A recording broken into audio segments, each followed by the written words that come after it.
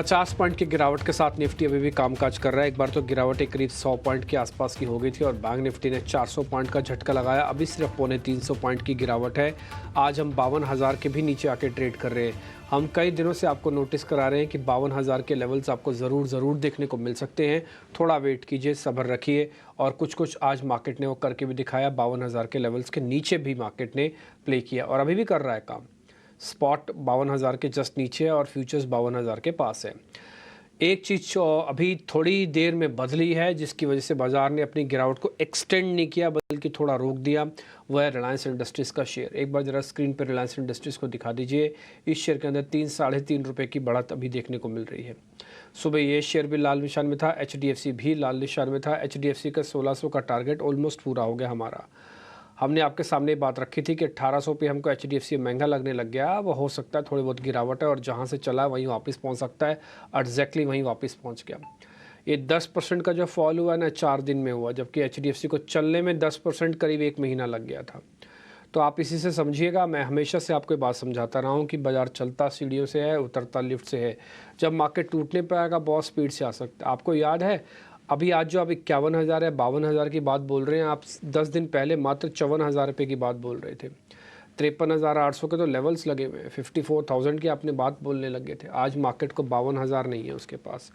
तो करीब 150 से पौने 2,000 पॉइंट भी हम बैंक निफ्टी के भी नीचे आ चुके हैं। और देखने में पता नहीं चलता, देखने में महसूस भी नहीं हुआ होगा बहुत ज़्यादा आपको, लेकिन खिसक के 50,000 के भी नीचे चला जाए कोई बड़ी बात नहीं है। और बताऊं, जिस जगह से आज पुल बैक मार रहा है ना, वो एक्चुअली इसका 20 दिन का एवरेज है। 20,700 750 का वो इसकी 20 दिन की एवरेज है। अगर 20 दिन के एवरेज को ब्रेक कर देगा ना तो ये डेफिनेटली 50,000 जाएगा। फिलहाल अभी 20 दिन की एवरेज है, वो मेरे को लगता है इंपॉर्टेंट होती है, जल्दी ब्रेक होती नहीं है। लेट्स सी, देखते हैं क्या होगा आगे। लेकिन फिलहाल जो मोटे टारगेट थे हमारे 52,000 वाले, वो अभी पूरे हुए हैं। मेरे को कोई एज सच कोई बहुत जल्दी नहीं है बाज़ार को मैं ख़रीदारी करने की। मैं थोड़ा वेट भी कर सकता हूँ। वजह मैं अभी आपको कार्यक्रम में आगे एक्सपर्ट्स के साथ जुड़ेंगे तो हम आपको बताएंगे। विनय रजानी हमारे आज के मेहमान हैं, उनसे करेंगे बातचीत। निफ्टी बैंक निफ्टी के बारे में आउटलुक देंगे, स्टॉक्स के बारे में भी बताएंगे। उससे पहले कल के मेहमान हमारे थे राहुल शर्मा, उनका रिपोर्ट कार्ड आपको दिखा देते हैं पहले।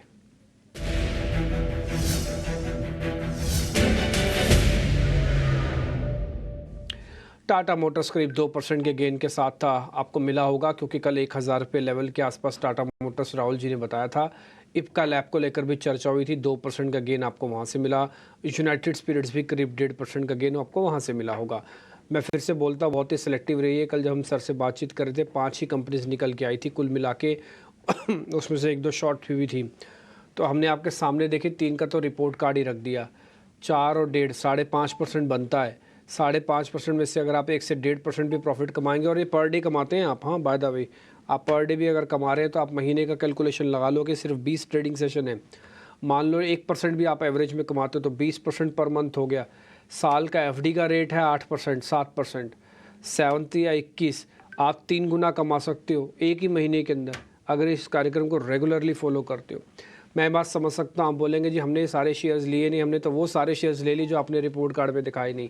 एग्री सर, चलो वो भी एग्री कर जाता हूँ। आप 5 दिन में से कम 2 ही दिन ऐसा करेंगे कि हर दिन ही ऐसा करेंगे, ठीक। और दूसरे पॉइंट, मैं कौन सा 5.5 का 5.5% आपके लिए कैलकुलेट कर रहा हूँ। मैं तो जो रिपोर्ट कार्ड में दिखाता हूँ उसका भी 25% मानता हूँ। मैं मान के चलता हूँ कि आपसे डीलर से गलती हुई, आपसे लिया नहीं गया, बेचा नहीं गया। जो हमारे शेयर गलत थे वही आपने लिए, जो अच्छे थे वो लिए ही नहीं, ठीक। ये सब कुछ मानते हुए भी मैं सिर्फ 25% ही कैलकुलेट करता हूँ टोटल बैलेंस शीट का, ठीक जी। विनय रजानी इस बीच हमारे साथ जुड़ चुके हैं और उनसे ज़रा करते हैं बातचीत और ज़रा समझते हैं क्या किया जाए। विनय सर, बहुत बहुत शुक्रिया, थैंक यू वेरी मच। आप उन चुनिंदा लोगों में से एक थे जिन्होंने बहुत तेज़ी से पहले मार्केट को पकड़ लिया था और ये भी बताया था कि ये बाइंग और डिप्स का मार्केट है, जब भी डिप मिले बाय करते जाओ, बहुत अच्छा चलेगा। सर करीब 53,800 यानी कि 54,000 के आसपास बैंक निफ्टी लगा के आ चुका है। निफ्टी करीब 24,500 जा चुका है। सर अभी क्या करना चाहिए, थोड़ा नीचे आएगा? कल मैं राहुल जी से बात कर रहा था, वो कह रहे हैं 24,000 का जो निफ्टी है ना, इसका बेस इतना बड़ा है कि ये 1,000 पॉइंट करेक्ट भी हो जाएगा ना तो आपको पता भी नहीं चलेगा। जी, तो डेफ़िनेटली पिछले 2 दिन से हम थोड़ा सेलिंग प्रेशर देख रहे हैं। आज खुलने के बाद भी हमने देखा था कि ग्लोबल संकेत पॉजिटिव है, उसके बावजूद भी अपना मार्केट इतना अच्छा नहीं चल पा रहा है। जिस तरह का मोमेंटम हमने निफ्टी बैंक निफ्टी में पिछले दिनों देखा था, वो कहीं न कहीं प्रॉफिट बुकिंग ज़ोन में आ रहा है, ऐसा दिख रहा है। हालाँकि सपोर्ट ऐसे टूटे नहीं है। कल का जो लो था निफ्टी में 24,140 के करीबन, वो एक स्ट्रॉन्ग सपोर्ट है। अगर आज के दिन में हम देखते हैं कि 24,140 टूटता है, तो ये थोड़ा कन्फर्मेशन होगा ट्रेंड रिवर्सल का, शॉर्ट टर्म ट्रेंड रिवर्सल का।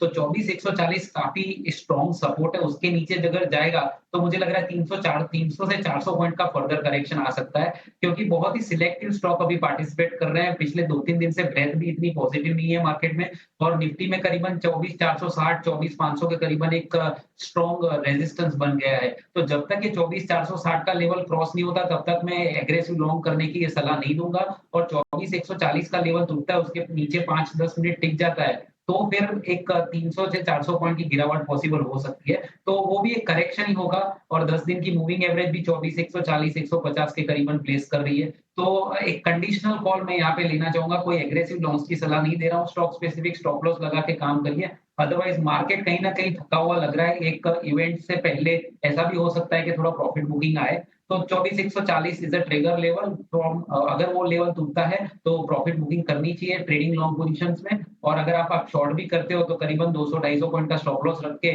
उस लेवल के नीचे जाता है, तो स्टॉप लॉस रख के शॉर्ट भी कर सकते हैं फॉर द टारगेट ऑफ 23,700। तो एक कंडीशनल है और थोड़ा कॉशियस स्टैंस पे ले रहा हूँ मैं और अगर बाय तभी करना है जब 24,450-60 के ऊपर सस्टेन होता है फिर। ठीक है। तो सर ये आप ये कह रहे हैं कि करीब 23,900 तक आ सकता है, यानी कि आप भी ये बात मानते हैं कि 24,000 के नीचे तक भी आने की इसकी प्रोबेबिलिटी है। मेरा भी ऐसा मानना है कि 24,000 का वेट करना चाहिए। ना केवल 24,000 आएगा बल्कि उसके नीचे भी थोड़ा बहुत खिसक सकता है, 23,800 भी आ सकता है।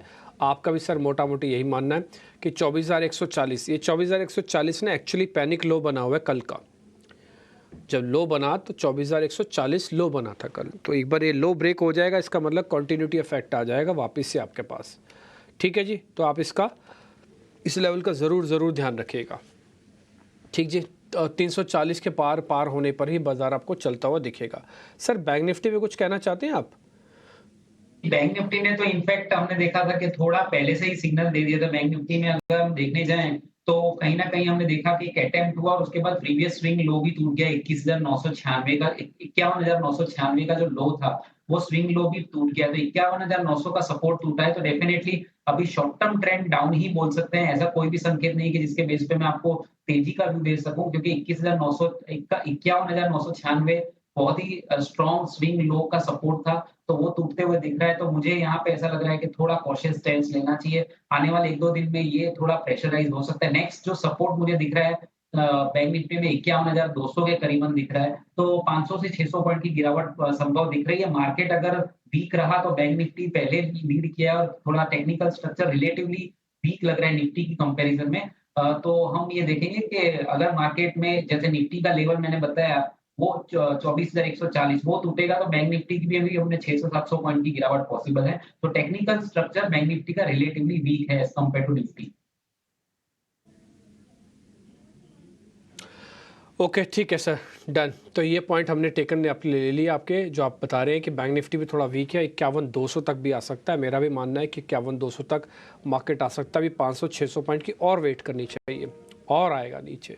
तो ये 52,000 अब आपके लिए स्टॉप लॉस हो गया। जब तक अब इसके ऊपर नहीं आएगा तब तक बाजार अब ठीक नहीं माना जाएगा। फिलहाल जैसे मैंने आपको शुरुआत में भी कई बार आपको बताया कि 52,000 के नीचे जाते ना बियर्स अपनी थोड़ी ग्रिप बनाएंगे और उसके बाद बियर्स बताएंगे कि हाँ देखिए कैसे बाज़ार को नीचे लाया जा सकता है। तो फिलहाल अभी उनकी ग्रिप नहीं बनी है, बट ग्रिप बन सकती है। भविष्य में थोड़ा ध्यान रखिएगा। आगे बढ़ें, अब सीधा स्टॉक्स पे आ जाते हैं। ताज़ा खरीदारी वाले शेयर्स अब आपकी स्क्रीन पर आएंगे।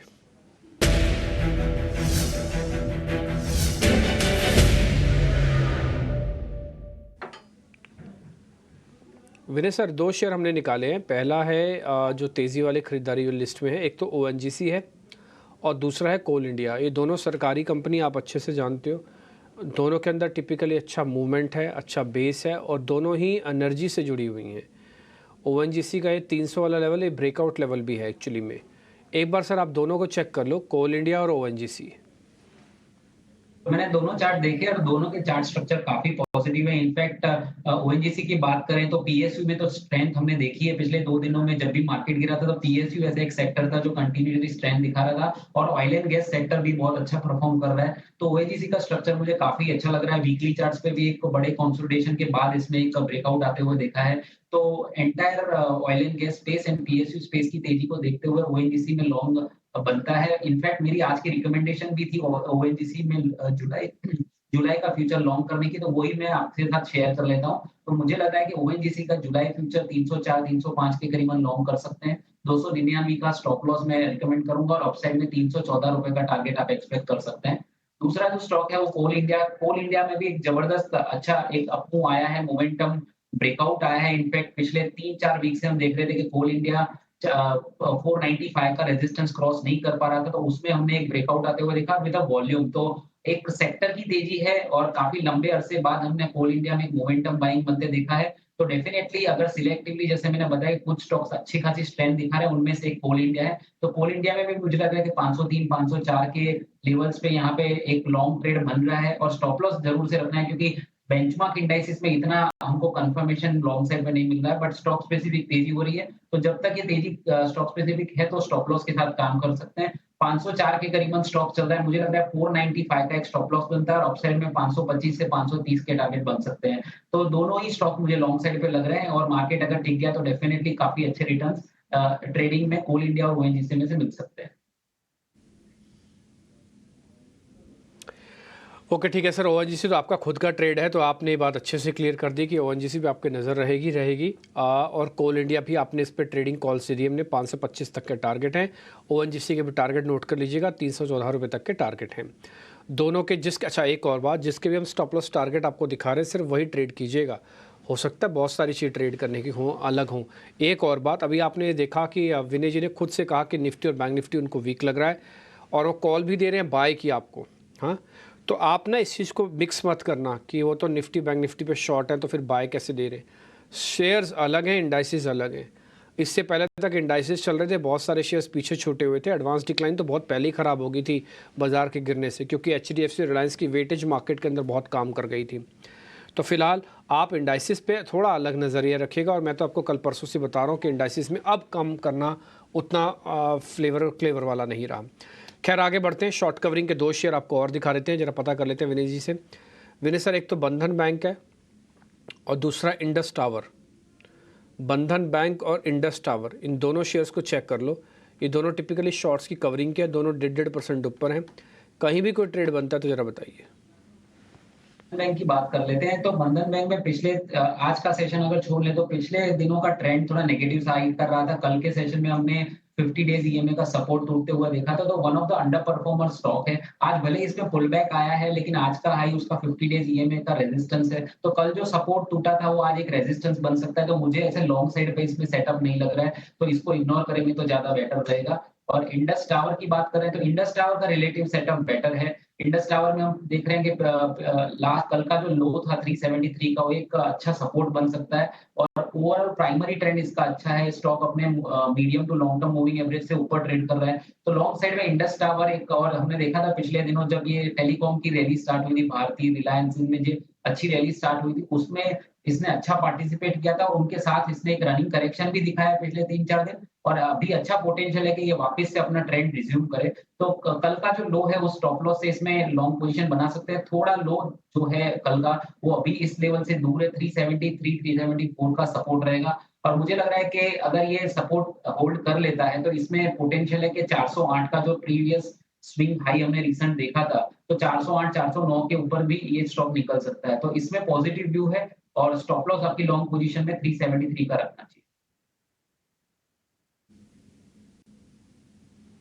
ओके ठीक है, डन। तो जो भी अलग अलग स्टॉक्स हम डिस्कस कर रहे हैं जिसके स्टॉप लॉसेस टारगेट आपको मिल रहे हैं, सिर्फ उसी पे ध्यान रखिएगा।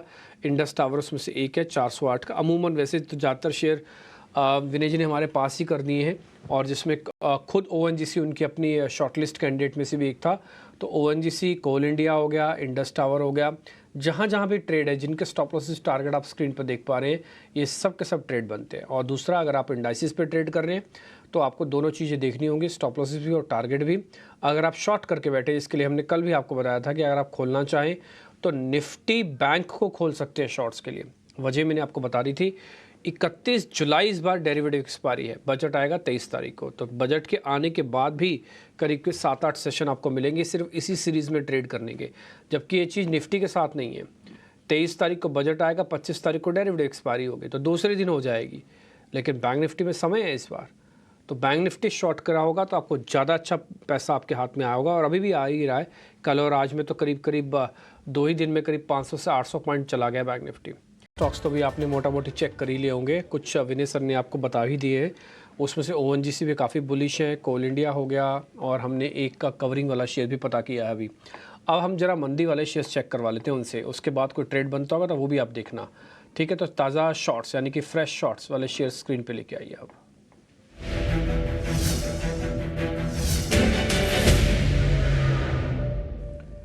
सर 2 शेयर निकाले हैं, एक तो एस्कॉर्ट्स का और दूसरा इन्फो एज। 2 शेयर हैं सर, ज़रा चेक कर लीजिए, इन दोनों में कोई ट्रेड बनता है तो फिर बताइए सर। इनकी पुट भी ले सकते हैं, इनके फ्यूचर को शॉर्ट भी कर सकते हैं। तो डेफिनेटली दोनों जी, तो स्टॉक्स के जो सेटअप है वो नेगेटिव हैं, तो डेफिनेटली अभी जैसे बात हो रही थी कि काफी सारे स्टॉक्स वीक भी लग रहे हैं और काफी तेजी में भी हैं। तो ये दोनों स्टॉक जहाँ पे शॉर्ट बन रहा है, वहाँ पे डेफिनेटली टेक्निकल सेटअप भी नेगेटिव साइड ही डायरेक्शन दे रहा है। और मुझे लग रहा है जो इन्फो एज है उसका टेक्निकल अभी उसने रिसेंटली हमने देखा है आज के सेशन में एक स्ट्रॉन्ग सपोर्ट टूटा है 6642 का, जो प्रीवियस स्विंग लो था और उसके नीचे ट्रेड कर रहा है। तो डेफिनेटली इसमें अभी यहाँ से इस लेवल से भी शॉर्ट कर सकते हैं। मुझे लग रहा है एक बढ़िया शॉर्ट आइडिया बन सकता है। जो नेक्स्ट जो लेवल है जो मुझे इसका सपोर्ट दिख रहा है वो है 6450 का। तो करीबन 200 रुपए की 180 से 200 रुपए की डाउनसाइड पॉसिबल है। और जहां तक स्टॉप लॉस की बात है तो मुझे लग रहा है कि 6710 का स्टॉप लॉस मैं रिकमेंड करूंगा शॉर्ट पोजीशन में। तो 6710 का स्टॉप लॉस स्पॉट में और करीबन 6450 का सपोर्ट आप जो टारगेट है डाउनसाइड में वो एक्सपेक्ट कर सकते हो। डेफिनेटली एक वीक सेटअप है और शॉर्ट सा आइडिया बन रहा है। एस्पोर्ट का भी नेगेटिव सेटअप है। हमने कल देखा था कि एमएनएम जैसे स्टॉक्स में एक अच्छी खासी वीकनेस आई थी और ऑटो सेक्टर भी एक गिरावट पॉसिबल हुई थी। तो आज ऐसा लग रहा है कि because of this sector weakness और आज फॉलो अप सेलिंग भी है एस्पोर्ट में, तो एस्पोर्ट का जो नेक्स्ट सपोर्ट है वो 3900 के करीबन है, जो इसकी 50 डेज की ईएमए है। तो यहाँ से 90 से 100 रुपए की डाउनसाइड पॉसिबल है।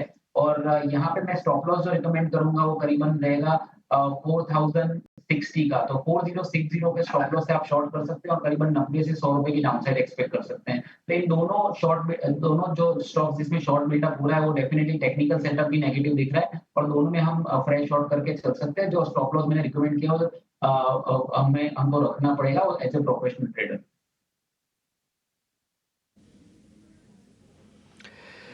ठीक है सर, डन। तो ये अपने सारे के सारे शेयर्स आपको दिख रहे हैं। अब सर मेरे पास अनवाइंडिंग के भी 2 शेयर हैं, लेकिन उससे पहले मैं आपके ज़रा ट्रेडिंग कॉल्स पता करना चाहता हूँ। आपकी कॉल्स कौन सी हैं? जी, तो मैंने जैसे पहले बताया कि ओएनजीसी मेरा एक ट्रेडिंग रिकमेंडेशन भी है। तो मैं दोहरा देता हूँ, ओएनजीसी का जुलाई फ्यूचर 304 के करीबन लॉन्ग करना है, 299 का स्टॉप लॉस और अपसाइड में 314 का टारगेट मैं एक्सपेक्ट कर रहा हूँ। दूसरा जो स्टॉक मुझे लग रहा है जो ऑयल एंड गैस स्पेस से बिलोंग कर रहा है, ये भी एक पीएसयू स्टॉक है, वो है आईओसी। तो ऑयल मार्केटिंग कंपनी ऐसे सेक्टर है कि जिसने पीएसयू होने के बावजूद भी पिछले 2 से 3 महीनों में मार्केट में पार्टिसिपेट नहीं किया है। लेकिन कल के सेशन में हमने कुछ रिवर्सल साइंस देखी थी एचपीसीएल और आईओसी में। तो कहीं और आज सेक्टर में थोड़ा पार्टिसिपेशन भी दिख रहा है। तो काफी लंबे कंसोलिडेशन के बाद इसमें एक फॉलो बाइंग आई है। तो मुझे लग रहा है आईओसी यहाँ से एक रिस्क रिवॉर्ड रेशियो फेवरेबल है। तो आईओसी का जुलाई फ्यूचर करीबन 174.50 के आसपास आप लॉन्ग कर सकते हो। ट्रेडिंग स्टॉप लॉस 170 पे रहना चाहिए और अपसाइड में 180 का टारगेट नेक्स्ट 1 से 2 सेशन में एक्सपेक्ट कर रहा हूँ। तो ओएनजीसी और आईओसी का जुलाई फ्यूचर मैं रिकमेंड कर रहा हूँ और लॉन्ग साइड पे और 1 से 2 दिन का व्यू रखना चाहिए। ओके, ठीक है। ओएनजी से ऑलरेडी आप बता चुके हो। एक और एनर्जी वाली कंपनी है आईओसी करंट फ्यूचर्स, इसको भी आप ट्रेड देख सकते हैं। एक्चुअली आज सुबह सुबह ही पोजीशंस बन गई थी आईओसी, एचपीसीएल, बीपीसीएल के अंदर। हालांकि मैंने क्रूड के भी चार्ट देखे हुए हैं। देखते हैं, बड़ी क्रिटिकल सिचुएशन में है इस समय, but all marketing companies budget से पहले एक राउंड की तेज़ी देख सकती हैं, ऐसा साफ समझ में आ रहा है। इसलिए विनय सर के रिकमेंडेशन में आईओसी के फ्यूचर्स पे भी आप ध्यान दे सकते हैं। सर 2 अनवाइंडिंग के शेयर्स भी हैं, लगे हाथ वो भी पता ही कर लेता हूँ आपसे। एक तो ऑरोबिंदो फार्मा है, दूसरा नवीन फ्लोरिन है। अगर ये दोनों शेयर्स में कोई ट्रेड बनता है तो फिर बता दीजिए सर। नहीं, ऑरबिंदो फार्मा को शॉर्ट नहीं करना चाहिए। थोड़ा बहुत आज सेलिंग हमने देखा है, 1% की गिरावट है, लेकिन इसका प्राइमरी ट्रेंड काफी पॉजिटिव है और फार्मा और हेल्थ केयर सेक्टर में हमने पिछले दिनों एक जबरदस्त मोमेंटम बाइंग आते हुए देखी थी। तो ऑरबिंदो फार्मा इग्नोर करना चाहिए। मुझे लग रहा है कि इसको शॉर्ट साइड में बहुत इट इज वेरी प्रीमेच्योर और एडवांस में मैं नहीं जाना चाहूंगा। ओवरऑल प्राइमरी ट्रेंड के अगेंस्ट में नहीं जाना चाहिए मुझे लग रहा है। और जहां तक आपने दूसरा स्टॉक बताया है वो है नवीन फ्लोराइन। नवीन फ्लोराइन देख लेते हैं। नवीन फ्लोराइन का जो चार्ट है। हाँ, तो नवीन में भी इतना जबरदस्त कुछ सेलिंग प्रेशर टेक्निकली नहीं दिख रहा है, थोड़ा कंसोलिडेशन है। पिछले दिनों ग्रेजुअली अप मूव देखी थी। तो एक कंडीशनल सेल बनता है, लेकिन मैं रिकमेंड करूंगा कि जो हमने शॉर्ट बिल्डअप देखे थे, जो वो स्टॉक्स ज्यादा बेटर है। इन्फो एज और एस्कॉर्ट जैसे स्टॉक्स में ज्यादा शॉर्ट साइड पे ट्रेड बन रहा है टेक्निकल और डेरिवेटिव के कॉम्बिनेशन में। लेकिन मुझे लग रहा है नवीन फ्लोराइन भी इग्नोर करेंगे तो बेटर रहेगा, क्योंकि कोई खास मोमेंटम बनता हुआ मुझे नहीं दिख रहा है शॉर्ट साइड में। ठीक है सर, डन सर, एग्री। तो दोनों ट्रेड के अंदर कुछ खास बड़ा ट्रेड नहीं है। ऑरोबिंदो फार्मा, नवीन फ्लोरिन, दोनों को हमने अवॉइड की कैटेगरी में डाल दिया। हमने आपके लिए फिर से बता देते हैं, बहुत ही कम सौदे रखे हैं इस बार फिर से। 2 तो सर ने बताया, एक ऑलरेडी हमारे साथ मैच हो गया ओएनजीसी, एक आईओसी सर ने आपको और बता दिया। हमने कोल इंडिया आपके सामने रखा कि यहाँ पर आप ध्यान रख सकते हैं। एस्कॉर्ट्स का थोड़ा बहुत रखा आपके सामने, एक शॉर्ट कॉल। इन्फो एज रखी आपके सामने। इसके अलावा कोल इंडिया आपके सामने आया। तो सेलेक्टिव स्टॉक्स ही रखे हैं। और दूसरा, इंडेक्स को लेकर अभी पूरी तरह से हम बेयर होते रहे हैं, धीरे धीरे करके बेयरिश हो रहे हैं, और वो आपको स्क्रीन पे भी दिख रहा होगा। रिलायंस की वजह से बार बार एक छोटा मोटा पुल बैक निफ्टी पर आ रहा है, बट रिलायंस ही है जो निफ्टी को भी पुल बैक दे रहा है बार बार। अदरवाइज़ नहीं तो आप थोड़ा संभल कर ट्रेड करेंगे तो काम बनेगा। और रिलायंस अगर नहीं चला तो कोई बड़ी बात नहीं है कि आज ही आज में 24,000 टेस्ट करवा दे। तो ये चीज़ थोड़ी देखने लायक है। ये रिलायंस का चार्ट भी आपकी स्क्रीन पर है। विनय सर बहुत बहुत शुक्रिया, थैंक यू वेरी मच समय देने के लिए, अच्छा लगा। अच्छा सर, एक और बात था मैं पूछना आपसे भूल गया, आपकी मदर की तबीयत ठीक है सर? लास्ट टाइम मेरे को गेस्ट कोऑर्डिनेशन बताया कि आपकी मदर की तबीयत थोड़ी ठीक नहीं है, अभी ठीक है सर पहले से? हाँ जी, शी वाज हॉस्पिटलाइज्ड। उनके स्पाइन का ऑपरेशन हुआ था, इसलिए मैं शो नहीं कर पाया था पूरा वीक। मैं मीडिया में नहीं था। तो अभी बेटर है और घर पे आराम कर रहे हैं, तो शी इज बेटर नाउ। ठीक है सर, हमारी बेस्ट विशेस भी हैं कि वो जल्दी से जल्दी स्वस्थ हो जाएं, बिल्कुल ठीक हो जाएं, और आप थोड़ा ध्यान भी रखिएगा उनका। हमारी तरफ से भी बहुत शुभकामनाएं सर उनको। ठीक है सर, बहुत बहुत शुक्रिया, thank you very much Vinay sir, thank you, बहुत शुक्रिया, आपने समय दिया। फिलहाल इस कार्यक्रम से इतना ही, एक छोटा सा ब्रेक के बाद अगला कार्यक्रम देखिएगा आप। नमस्कार।